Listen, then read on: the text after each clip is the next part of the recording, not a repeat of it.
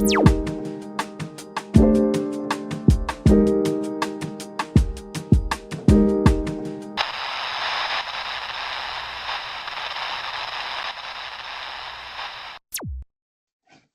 Julie, Bonjour Arnaud. merci d'avoir répondu à notre invitation pour ce nouvel épisode de Bativerse, notre podcast vidéo, celui de BIM Service sur l'innovation au service de la construction. Donc tu es architecte, associée Oui. fondatrice de Mapalette.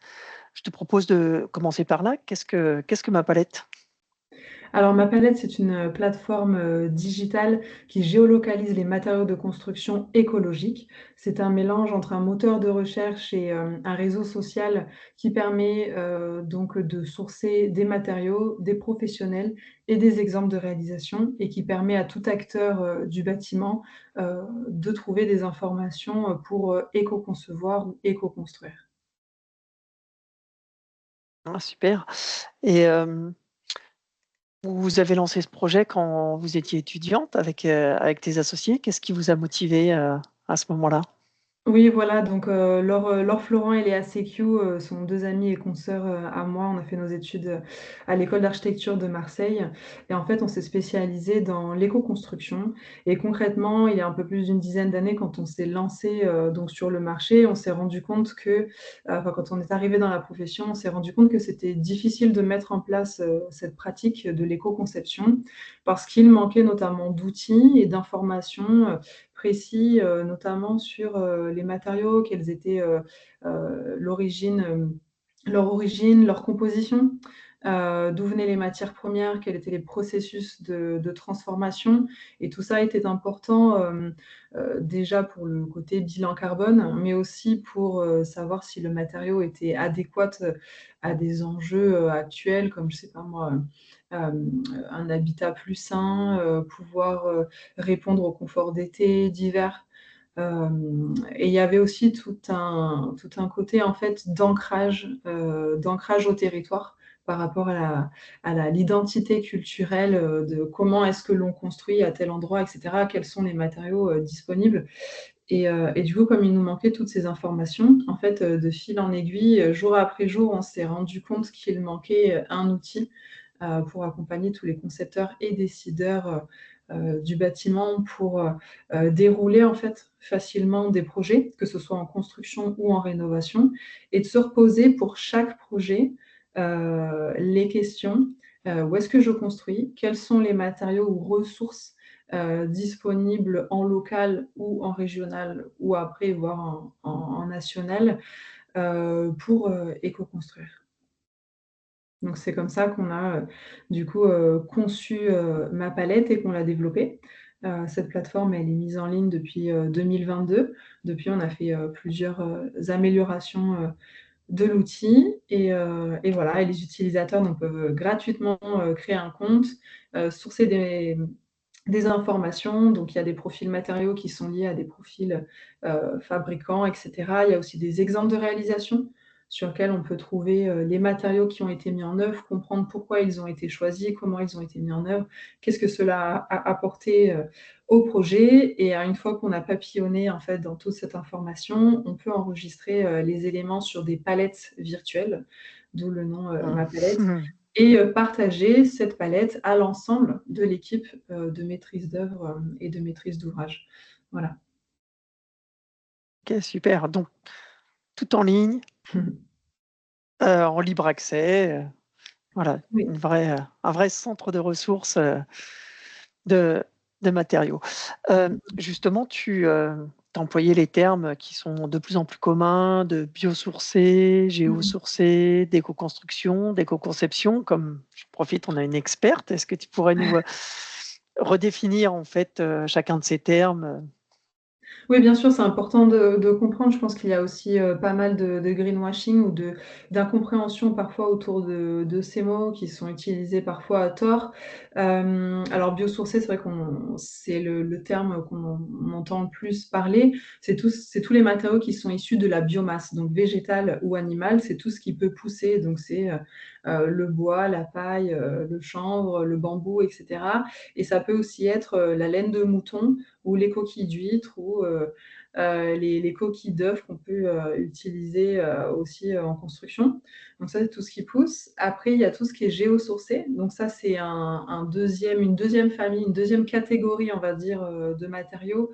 Et là aussi, il y a certaines personnes pensent que géosourcé veut dire dont on a sourcé la géolocalisation, en fait, dont on a localisé la source, mais pas du tout. Géosourcé vient de géologie et c'est tout ce qui fait référence aux matériaux donc, issus de la croûte terrestre, hein, donc tout ce qui est terre, notamment terre crue. Ça peut être sable, calcaire, après tout ce qui est voilà, gravier ou surtout pierre massive.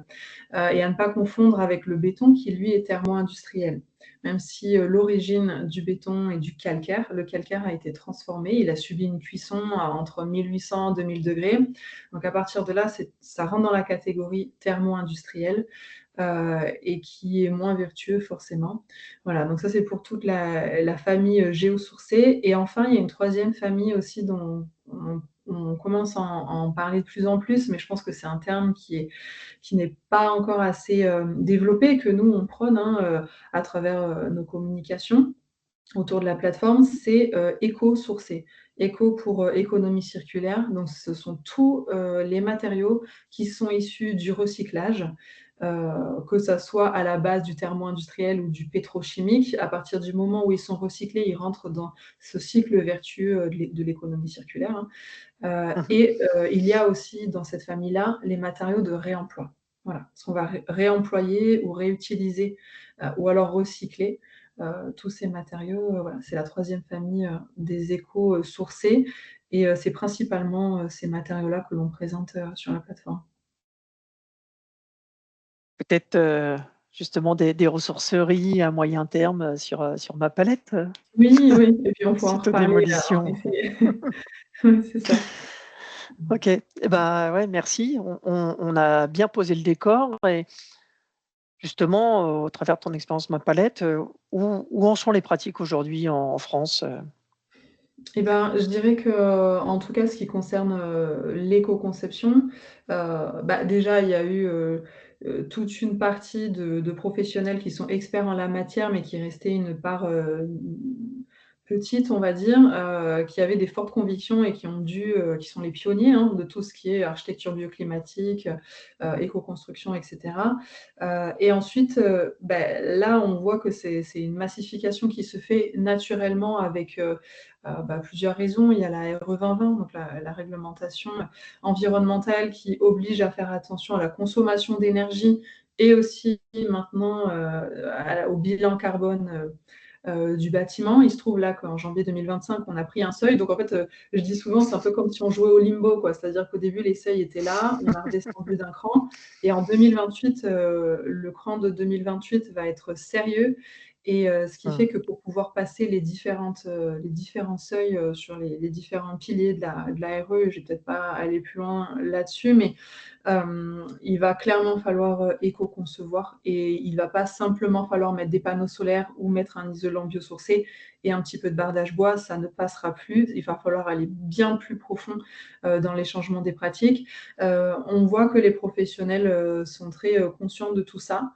Certains n'ont peut-être pas tous les mêmes informations et la même formation pour pouvoir y répondre. Et c'est aussi là où nous, via la plateforme, on va les aider et les accompagner en fait.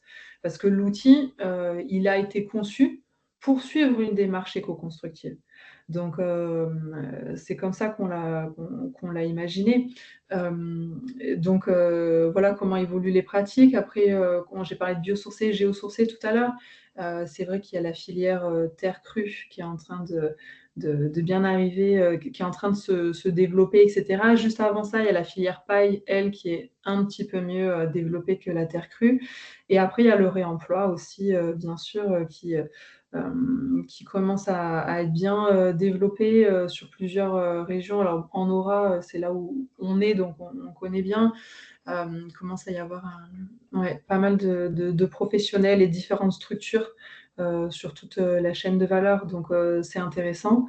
Mais voilà, on voit aussi qu'il y a certaines habitudes hein, qui ont la peau dure, mais Mais on voit globalement que la pratique est en train d'évoluer vers ça. Et d'ailleurs, si on doit comparer avec, le reste du monde, c'est vrai qu'il y a peut-être des pays qui sont peut-être un peu plus, qui ont un peu plus ça dans la culture et je pense notamment, aux Pays-Bas, ou même en Allemagne, par exemple, ou dans les pays scandinaves.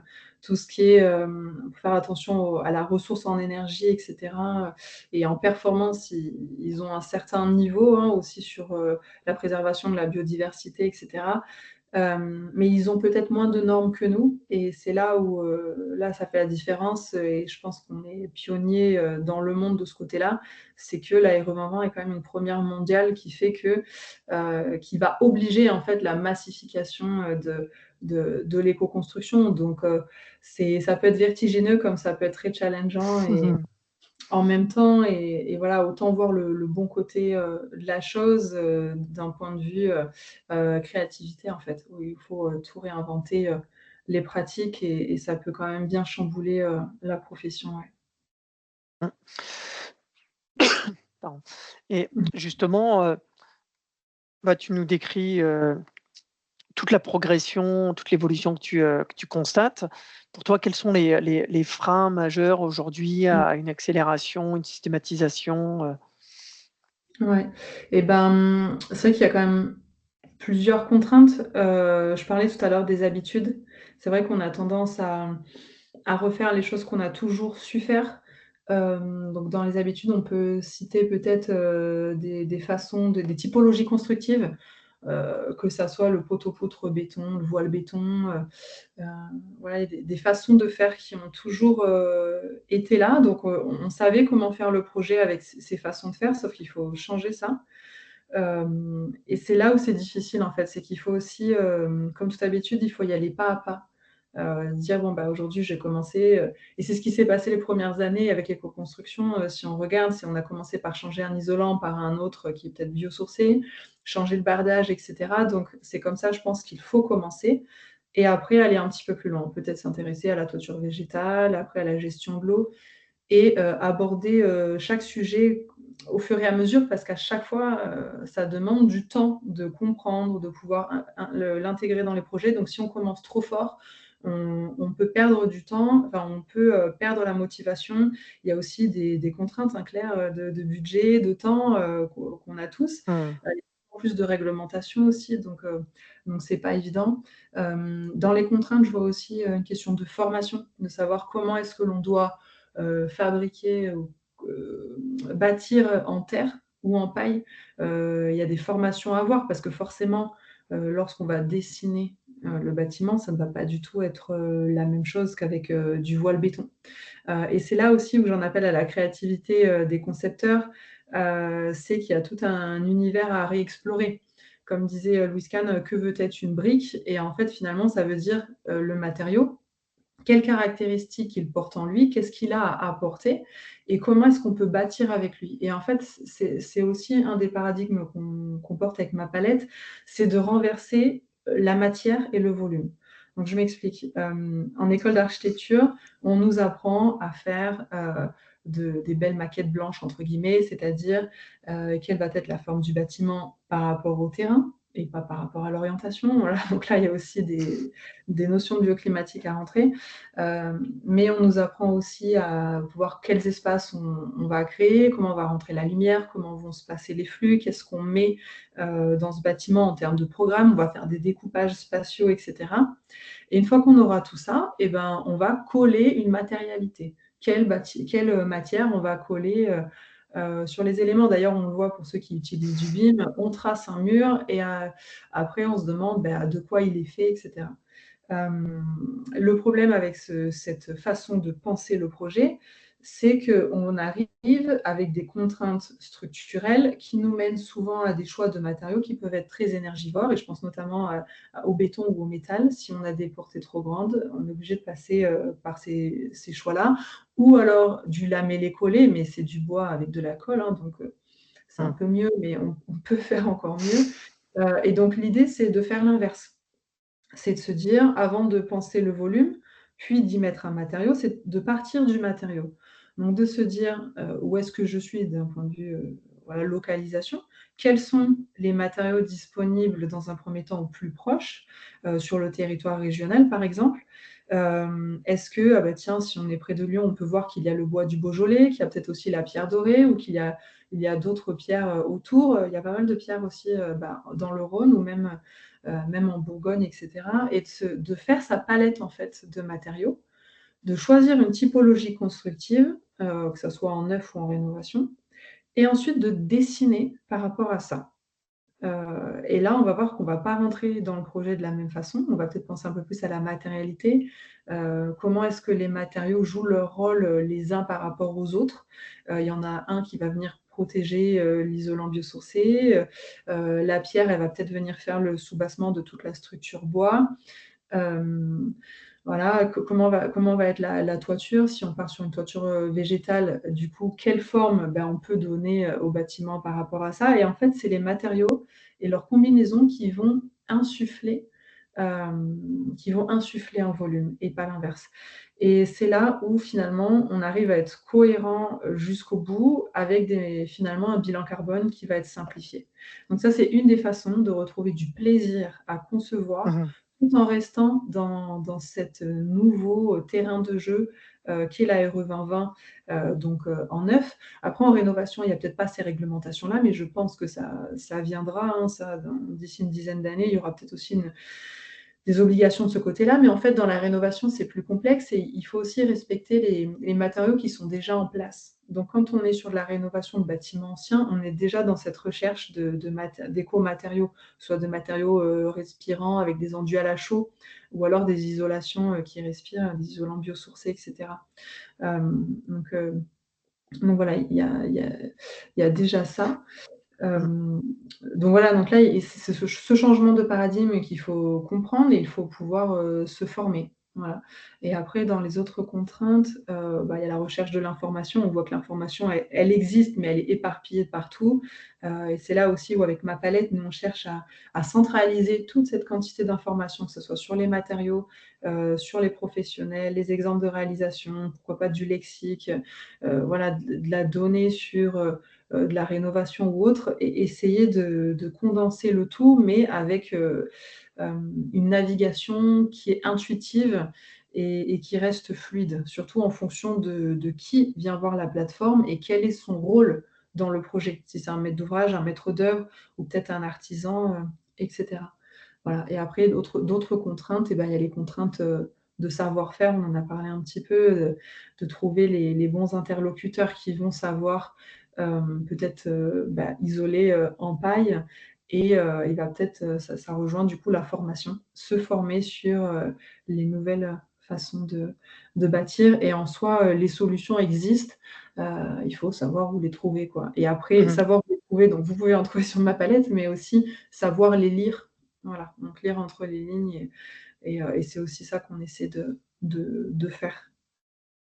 C'est vrai enfin, déjà super ta manière de présenter la conception, quasi dans le côté organique en fait, que ça peut Mmh. avoir, presque un système vivant et ça enfin, je pense que c'est là où effectivement où ça converge entre les contraintes réglementaires, les pratiques et la finalité quand même de ce qu'est le bâti et son usage. Ouais, ce que je veux dire, c'est sûr qu'on a participé, on a exposé sur le Congrès national du bâtiment durable et ce qui était très agréable, c'est de voir que justement, c'était, très vertical, dans les acteurs et que finalement, oui, on voit vraiment qu'il y a des filières qui se mettent en place avec, les différents sachants qui viennent s'intercaler et développer, proposer une expertise de, oui, de la conception à la fabrication ou dans l'autre sens, tu as raison, de la fabrication à la conception et tous les uns au service des autres et oui, à mon avis, il y a que dans cette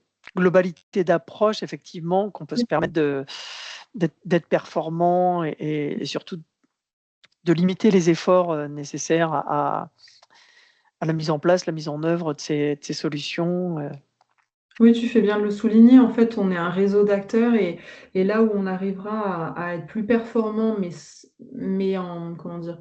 Gagner du temps, enfin, en tout cas, il faut fluidifier justement ces passages, entre les acteurs, tous ces maillons de la chaîne Et c'est ça aussi qu'on prend en compte dans la philosophie de Ma Palette, c'est que nous, on vient raccrocher, tout le secteur, de l'industrie du matériau, enfin, ou l'industrie, il n'y a pas que des industries, mais le secteur du matériau avec le secteur, du bâtiment, parce qu'en fait, c'est un peu l'offre et la demande, l'un est à l'écoute de l'autre, et c'est là aussi où nous, en tant que concepteurs, on a des contraintes et on a besoin d'avoir certaines innovations.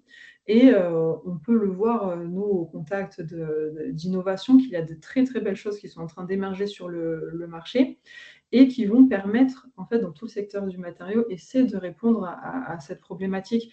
Et je pense que c'est en restant concentrés chacun sur notre cœur de métier, et connectés les uns aux autres, qu'on va pouvoir fluidifier tout ça et arriver à des bijoux de bâtiments, pour chaque projet, que l'on fait, quoi.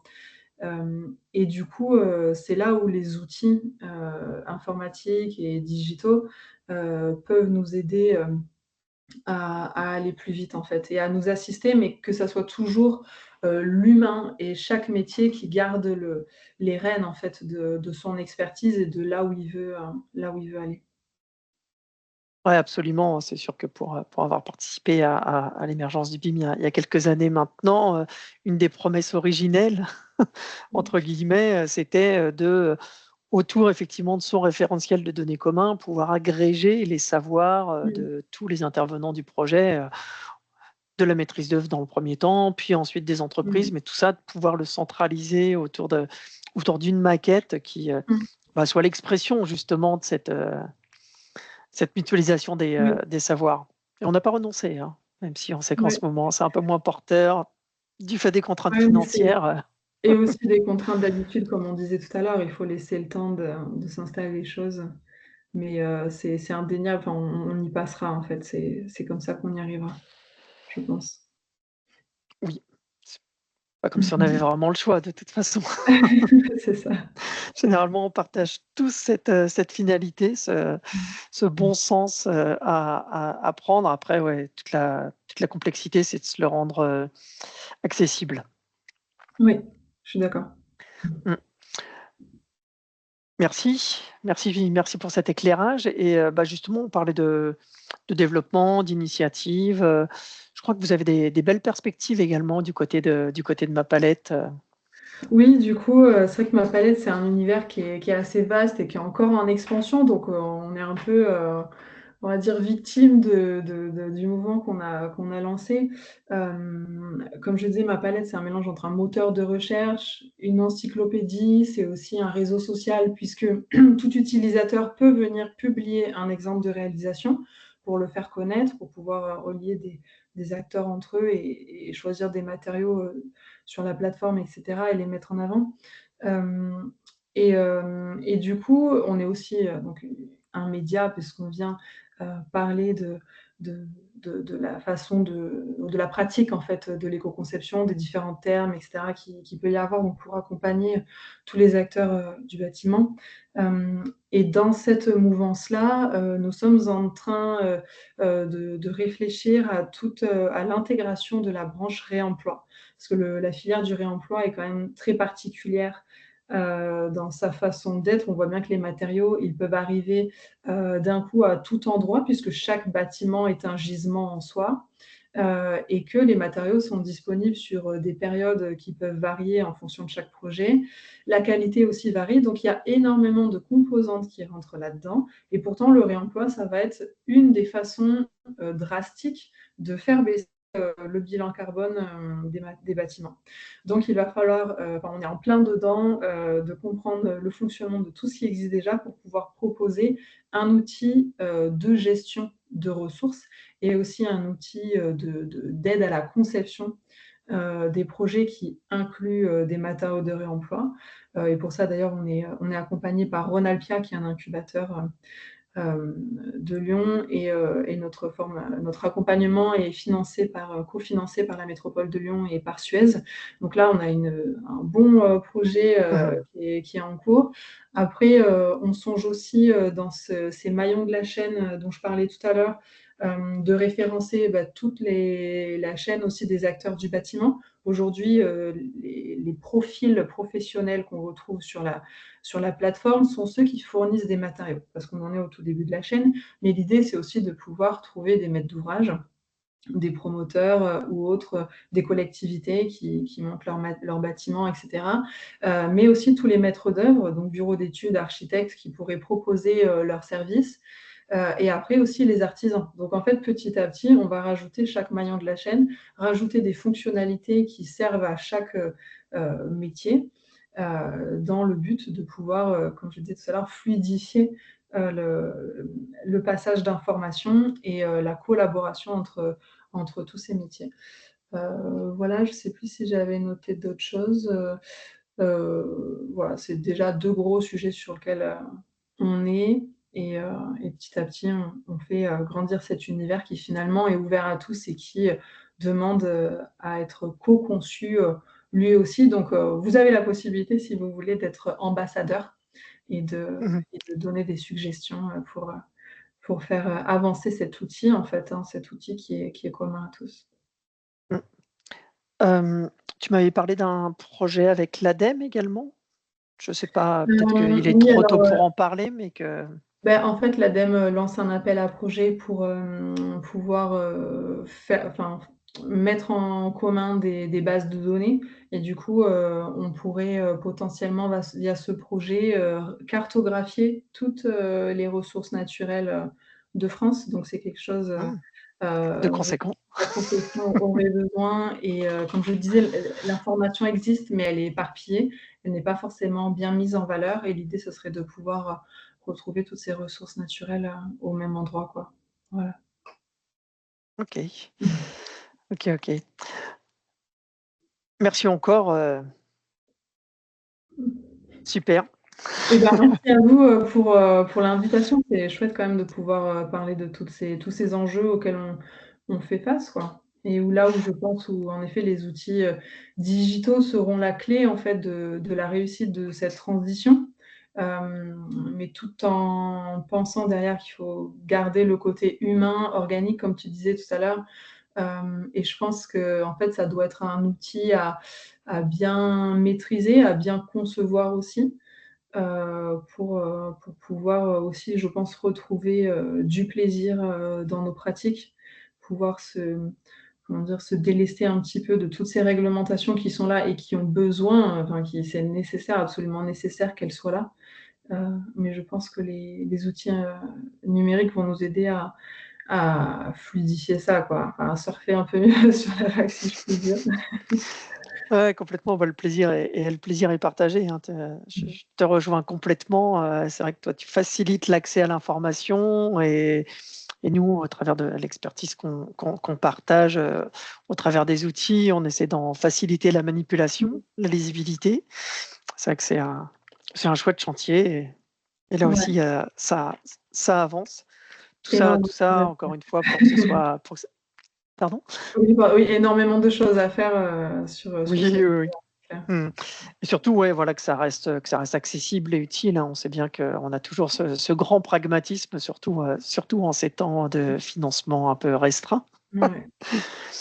Mais bien sûr, c'est toute l'équation et tout l'intérêt, finalement, de notre métier que de réussir à la résoudre. Hem, Merci encore et peut-être justement, allez, pour conclure, un petit exercice de prospective. Comment tu la vois l'évolution du bâtiment et de la construction dans les prochains mois, les prochaines années?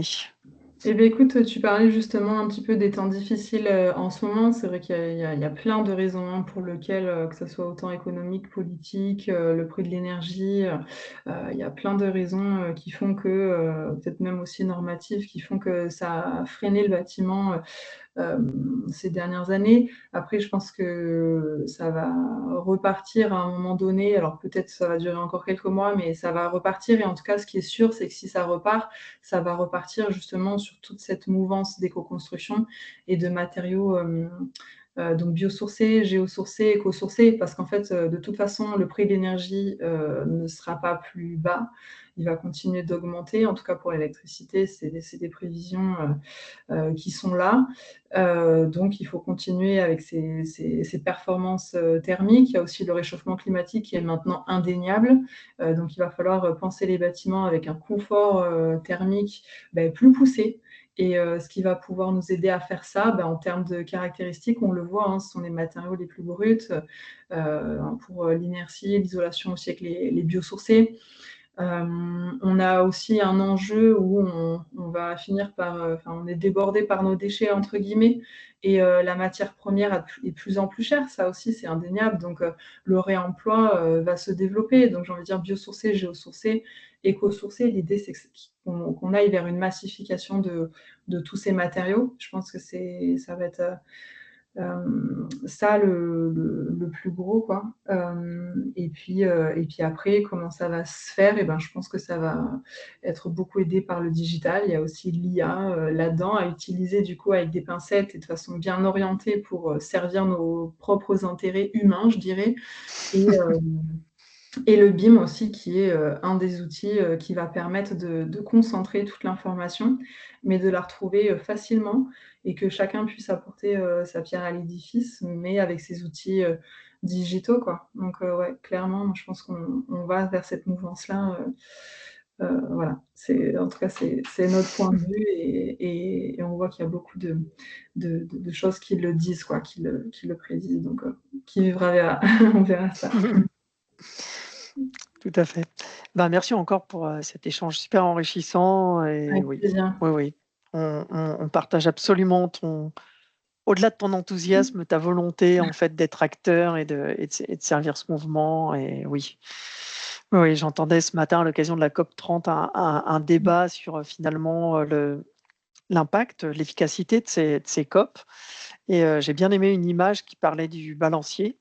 C'est que tout fonctionne comme ça et que voilà, on est parti de ce côté-là, on en revient un Mmh. peu, mais on est quand même un peu moins loin et au fur et à mesure, ouais, tout ça nous fait progresser dans le bon sens. Oui, tout à fait. Ouais, c'est une Mmh. très belle image. Voilà, donc là, même si on est sur un mouvement de recul, je pense que bientôt on sera de nouveau sur un mouvement d'avance et il faut se préparer à ce passage en avant sur la massification des matériaux, des écomatériaux, carrément. Merci encore et bravo, hein, pour la plateforme Ma Palette, Merci. Merci à voilà vous. et surtout dans son mode d'accès qui est complètement ouvert, on sent bien que c'est vraiment, Mmh. pour une finalité en fait d'assister, les différents acteurs Ouais, de la tout à fait. construction. Voilà, si on avait su, tout ce qu'il y avait eu à faire, je sais pas si on se serait lancé, mais bon, maintenant qu'on y est et qu'il y a tellement de choses à faire, on le fait, toujours, avec plaisir. Il y a plein de choses à faire donc voilà. Si ça peut servir au plus grand nombre, tant mieux. Merci. Merci Arnaud.